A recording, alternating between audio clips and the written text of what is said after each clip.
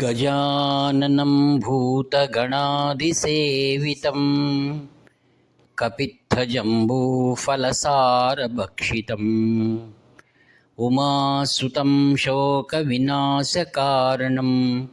नमामि विघ्नेश्वरपादपङ्कजम्। श्रुतिस्मृतिपुराणानाम् आलयं करुणालयं नमामि भगवत्पादशङ्करं लोकशङ्करम्। अपारकरुणासिन्धुं ज्ञानदं शान्तरूपिणं श्रीचन्द्रशेखरगुरुं प्रणतोऽस्मि मुदान्वहम्।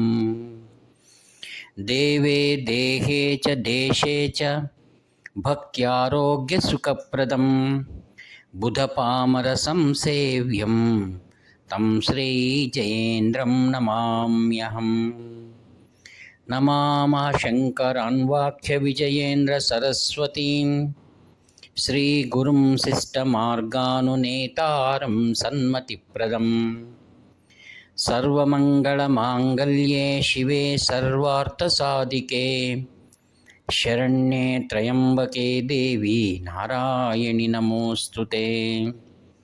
శ్రీ సత్యచంద్రశేఖరేంద్ర సరస్వతి స్వామిని నమః. ఆత్మీయ మిత్రులందరికీ కూడా హృదయపూర్వక ధన్యవాదాలు తెలియజేస్తూ, కాంచి కామకోటి పీఠం యొక్క వైభవాన్ని గురించి అనేక దశలలో మనం తెలుసుకోవడానికి ప్రయత్నం చేస్తున్నాం. కామకోటి, పుణ్యకోటి, రుద్రకోటి, ఇలా సర్వజ్ఞ పీఠం, మూలాంనాయ పీఠం అని పిలువబడేటువంటి చరిత్రలో కీర్తిగాంచిన ఈ యొక్క కాంచి కామకోటి పీఠాన్ని గురించి మనం ఎంత తెలుసుకున్నా మిగిలి ఉంటుందన్నమాట. ఎలా ఒక ఉదాహరణ చెప్పాలి అంటే, ఆ యొక్క పుష్పక విమానం అనేది ఒకటి ఉంది. త్రేతాయుగంలో దాని గురించి మనం వింటాం. పుష్పక విమానంలో ఎన్ని వేల సంఖ్యలో అక్కడ కూర్చున్న దానిలో ఇంకా 5 మందికి వెసులుబాటు ఉంటుందట. అలానే కాంచి కామకోటి పీఠం అనేది మీరు ఎంతైనా తెలుసుకోండి. ఎందుకనగా అది సుదీర్ఘమైనటువంటి పావన గంగ, జ్ఞాన గంగ. ఇందులో అనేకమైనటువంటి మహాపుణ్య పురుషులు అవతరించారు. ఆదిగురు శంకరుల యొక్క సంకల్పం అది. 71వ పీఠాధిపతి వరకు కూడా అవిచ్ఛిన్నంగా ఈ పీఠం నిరంతరం కూడా వేద సంరక్షణ, ఈ యొక్క మన సంస్కృతి సంరక్షణ, మన భారతీయ సంరక్షణ, అనేకమైనటువంటి కార్యక్రమాల్లో ఇది సహాయకారిగా ప్రజల వల్ల కీర్తించబడుతుంది. ఒక్కొక్క పీఠాధిపతి తనదైన శైలిలో ఆయా కాలమును తగినట్లుగా ప్రజలకు మార్గదర్శనం చేస్తూ వచ్చారు. మనం కాంచి కామకోటి పరమాచార్య స్వామి వారు తీసుకున్నప్పుడు వాళ్ళది విభిన్నమైనటువంటిది.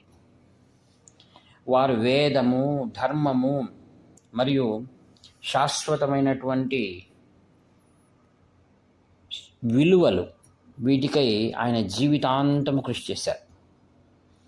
మరి వారి తదంతే వాసివర్యులు, వారి ప్రియ శిష్యులు శ్రీ జయేంద్ర సరస్వాములు వారి ఘన చరిత్రను మనం తెలుసుకోవడం చాలా కఠినం. వారు ఉన్నటువంటి పరిస్థితులు, దేశకాల పరిస్థితులు మనం గమనించుకున్నప్పుడు వారు తనదైన విభిన్న శైలిలో సమాజానికి మార్గదర్శనం చేశారు. వారి వలన సన్యాస దీక్ష తీసుకొనబడినటువంటి గోవింద్ గిరిరాజ్ మహారాజ్, ఈయన ప్రస్తుతం అయోధ్య రామ జన్మభూమి ట్రస్ట్ దాంట్లో ఈయన కోశాధికారి. మహాత్ముల గురించి మనం తెలుసుకోవాలన్నప్పుడు మరి యొక్క జ్ఞానులు, మహాపురుషులు మాట్లాడినటువంటి మాటలు మనం ఆదర్శప్రాయంగా తీసుకుంటాం. గోవింద్ గిరిరాజ్ మహారాజ్ వీరు శ్రీ జయేంద్ర స్వాముల వారి యొక్క 50 ఏళ్ల పీఠారోహణ కార్యక్రమం అనేటువంటిది ఒక చెన్నైలో వైభవంగా జరిగింది. అందులో పాండిచేరి గవర్నర్ మరియు శ్రీ జయేంద్ర సరస్వాముల వారు, మరియు చిన్నజీయర స్వామివారు, పుష్పగిరి పీఠాధిపతులు ఒక్కరేమిటి చాలామంది ఆ యొక్క సభలో పాల్గొన్నారు. అందులో మొదటిసారి నేను గోవింద గిరిరాజ్ మహారాజును నాకు నేను చూడ్డం. ఆయన వేదిక పైనకు వచ్చి శ్రీ జయేంద్ర సరస్వాముల వారిని నేను ఎందుకు గురువుగా స్వీకరించాను అని ఆయన ప్రారంభించారు. ఆయన చక్కటి వాంగ్మి, ఎంత చక్కగా సులభమైన శైలిలో మాట్లాడారంటే ప్రతి ఒక్కరికి కూడా హృదయానికి హత్తుకున్నట్లుగా ఆయన ఉపన్యసించారు. ఆయన నేను సునిశ్చితంగా ఆయన మాటలన్నింటినీ కూడా వింటూ ఉన్నాను ఆ సభలో. వారు చెప్పిన మాటలు ఏంటంటే, వారు గోవింద గిరిరాజ్ మహారాజ్ గారు మొట్టమొదటిసారిగా జయేంద్ర సరస్వాముల వారికి ఆకర్షితులయ్యారట. అందులో ఆయన ప్రభావం చేసినటువంటి 2 సంఘటనలను ఆయన ఆ రోజు ఆ సభలో తెలియజేశారు. మొదటిది, శ్రీ జయేంద్ర సరస్వాముల వారు మతం మార్పిడికి గురి అవుతున్నటువంటి ఆ యొక్క అస్సాం, మేఘాలయ, ఈస్టర్న్ స్టేట్స్, గిరిజన ప్రాంతాలు, వీటిలో సుదీర్ఘమైనట్టు సంచారం చేశారు శ్రీ జయేంద్రుల వారు. మరి చూడండి, పర్వత శ్రేణుల్లో తిరగడం, సామాన్య జనులను హైందవ ధర్మంలో ఉన్నటువంటి గొప్పతనాన్ని సామాన్యమైనటువంటి మాటలు తెలియజేయడం అది అసాధారణమైన విషయం. వారినందరినీ కూడా దగ్గరికి అక్కున చేర్చుకున్నారట. మరియు చాలా సమయం అయ్యే వరకు కూడా తానే తన స్వతహాగా వారందరికి కూడా ఆ గిరిజన ప్రజలకు ప్రసాదాలు తన స్వహస్తాలతో ఇస్తున్నారట. గోవింద గిరిరాజ్ మహారాజు అవిశ్రాంతంగా స్వాముల వారు చేస్తున్నటువంటి ఈ యొక్క ప్రసాద సేవను చూసి వారితో అన్నారట, నాకు ఇవ్వండి, నేను మీ పంచుతాను, మీరు కాస్త విశ్రాంతి తీసుకోండి అని. అప్పుడు శ్రీ జయేంద్రుల వారు ఏమన్నారంటే, స్వాముల వారు, నేను ఇస్తే శంకరాచార్యుల వారి దగ్గర మేము ప్రసాదం తీసుకున్నాము అనేటువంటి తృప్తి వారికి మిగిలిపోతుంది అని అన్నారట. అంటే ప్రజల యొక్క నాడి, ప్రజలకు శంకరాచార్యుల వారిపైన భక్తి, అందువల్ల నేను ప్రసాదాన్ని వారికి ఇస్తానని చాలా కూడా ప్రతి ఒక్కరిని కూడా పిలిచి ఇచ్చారు.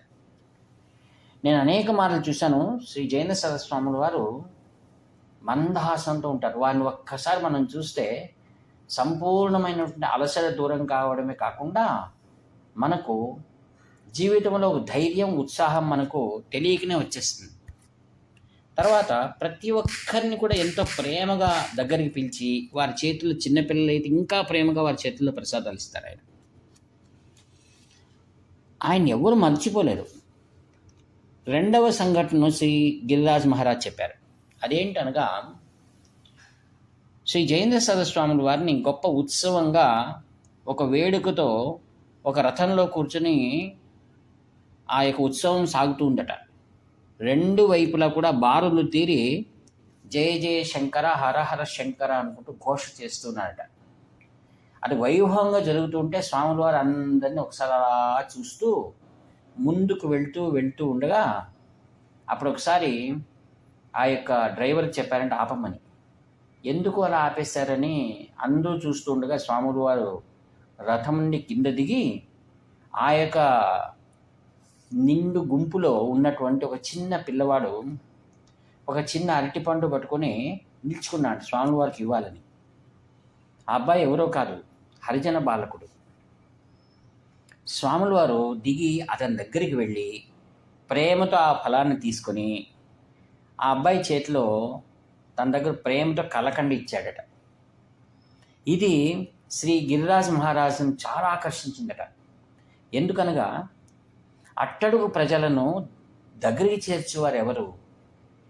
ప్రతి ఒక్కరూ కూడా తాము పెద్దవారమని, పీఠాధిపతులని తమలో తాము అలా అనుకుంటున్నటువంటి ఈ రోజుల్లో తనకై వేచి ఉన్నటువంటి ఒక భక్తుణ్ణి, ఒక చిన్న పిల్లవాడిని కూడా దృష్టిలో పెట్టుకొని తాను దిగి అక్కడికి వెళ్ళి ఆ అబ్బాయి చేతిలో పెట్టినప్పుడు నన్ను ఎంతోగా నా హృదయం పైన అది ముద్ర వేసింది. ఈయననే నాకు నిజంగా గురువు కావాలి, నేను ఇదే కోరుకుంటున్నాను. ఎందుకంటే మహారాష్ట్రలో చెందినవాడు గోవింద గిరిరాజ్ మహారాజ్. అక్కడ జాతి అనేటువంటిది అక్కడ కనపడదు. ఎందుకంటే ఆషాఢశుద్ధ ఏకాదశి రోజు ఆ యొక్క భజనలు చేస్తూ సంకీర్తనలు చేస్తూ లక్షలాది సంఖ్య ప్రజలు పండరీపురాన్ని చేరుకుంటారు. అక్కడ ప్రతి ఒక్కరూ పాండురంగని భక్తుడు. అందరిలోనూ కూడా ఆ యొక్క భక్తి భావనలు మార్మోగుతూ ఉంటాయి.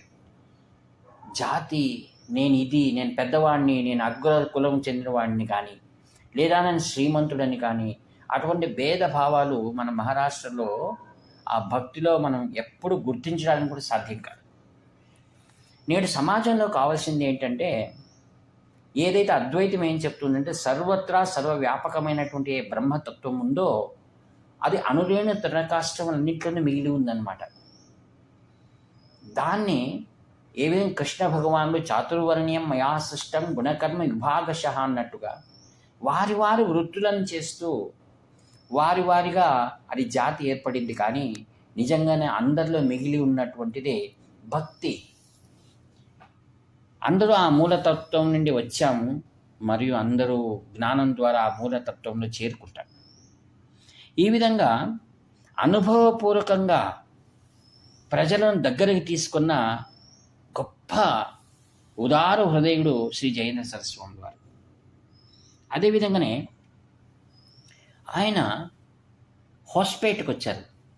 హోస్పేట్లో కూడా ఆయనకు ఘనమైనటువంటి ఉత్సవం చేయాలని అందరూ కూడా మాట్లాడి ఒక ఏర్పాటు చేశారు.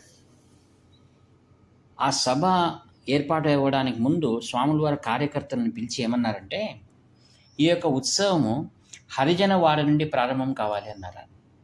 అందరూ ఆశ్చర్యపోయారు.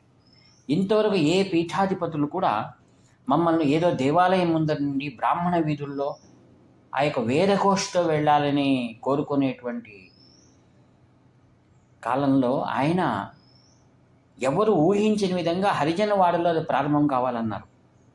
హరిజనవాడలో ఉత్సవం దగ్గరికి స్వాములవారు వచ్చి దాంట్లో అధిరోహించినప్పుడు ప్రారంభం చేయాలి కదా, అప్పుడు దాన్ని కొబ్బరికాయ కొట్టాలి. అప్పుడు స్వాముల వారు ఏమన్నారంటే, నన్ను పిలిచి అక్కడ హరిజనులు ఎవరైనా ఉంటే వాళ్ళని పిలుచుకొచ్చి కొబ్బరికాయ కొట్టమని చెప్పారు. నేను వాళ్ళని పిలిచి మీరు కొబ్బరికాయ కొట్టాలట స్వాముల వారు చెప్తున్నారు ఈ రథానికి అంటే, వాళ్లకు పూర్వం నుండి ఉన్నటువంటి ఏదైతే మేము చిన్నవారము, మేము మడిలేము, స్నానం చేయలేదు అనేటువంటి ఒక భావనలు వాళ్ళు ఉన్నాయి కదా. వాళ్ళు అన్నారు, లేదు స్వామి మేము చేయము, ఆయన పీఠాధిపతి కదా, మీరే కానిచ్చండి, ఎంతమంది పండితులు ఉన్నారు, స్వాములు ఉన్నారు, మీరు కానిచ్చండి అని. లేదు మీరే చేయాలని స్వాములు వారు చెప్పారు అనగా వాళ్ళు అప్పుడు తలకు రుమాలు చుట్టుకొని ఎంతో భక్తిగా వచ్చి ఆనంద భాష్పాలతో ఆ జనమంతా కూడా వచ్చి ఆ యొక్క రథానికి కొబ్బరికాయ నివేదించారు. అందరూ కూడా జయఘోష్తో అక్కడి నుంచి ప్రారంభమైనప్పుడు అక్కడ చేరిన వాళ్ళందరూ కూడా ఆశ్చర్యపోయారు. ఇది ఈ యొక్క హోస్పేట్ చరిత్రలోనే ఒక మరుపురాని ఒక ఘటన. అందుకే అంటారు, ప్రజలకు నేనున్నాను, ఈ ప్రజలు నావారు, అందరూ సమానము అనేటువంటి దాన్ని ఒక జగద్గురు పీఠం శ్రీ శ్రీ శ్రీ జయేంద్ర సరస్వాముల వారు అలా ప్రాక్టికల్గా చేసి చూపించారనమాట. అందుకే జయేంద్ర స్వాముల వారు అంటేనే అందరికీ ఒక ఆశ్చర్యం. పత్రిక వారికి కానివ్వండి, ప్రభుత్వాలకు కానివ్వండి, అన్ని రంగాల్లో ఉన్న వారికి అందరికీ కూడా ఈయన చేసేటువంటి విభిన్నమైనటువంటి కార్యక్రమాలు ఎందరినో ఆశ్చర్యపరుస్తుంది మరియు ప్రశ్నార్థకంగా మిగిలిపోయాయి. అందుకే వీరు ఏ విధంగా ముందుకు వెళ్తున్నారనేటువంటిది ఎవరు ఊహించలేనటువంటిది ఆయన.